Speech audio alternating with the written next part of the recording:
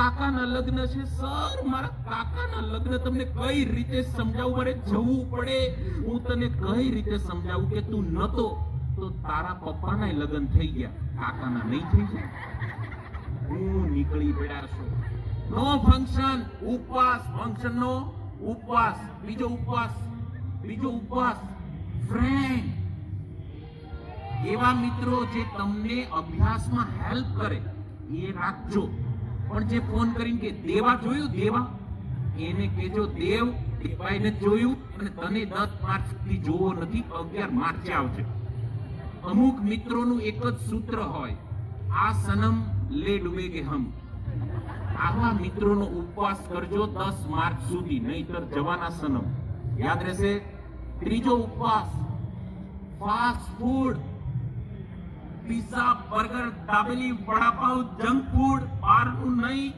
ઘણા કહે છે બહારનું ઘરે લાગે ચાલે, ના, એને બહારનું જ કહેવાય.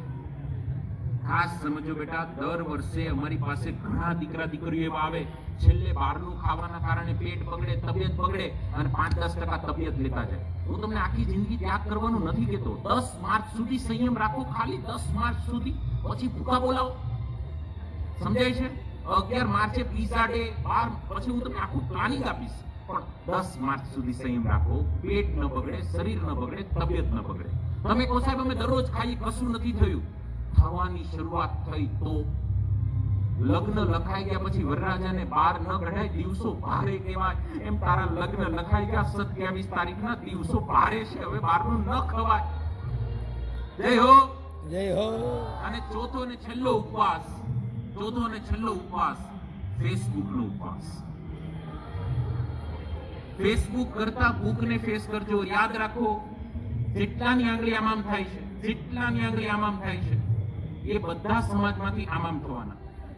આમ એટલે ઉપર નહીં, રિજેક્ટ.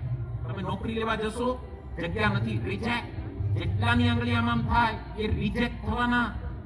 આમ આંગળી કરવાનું બંધ કરો, આંગળી આમ કરવાનું શરૂ કરો. ઘણા કે હે ફોન આડો રાખવાનો, આડો નહીં લા, બુકના પન્ના આમ કરો તો સમાજ તમને સ્વીકારશે.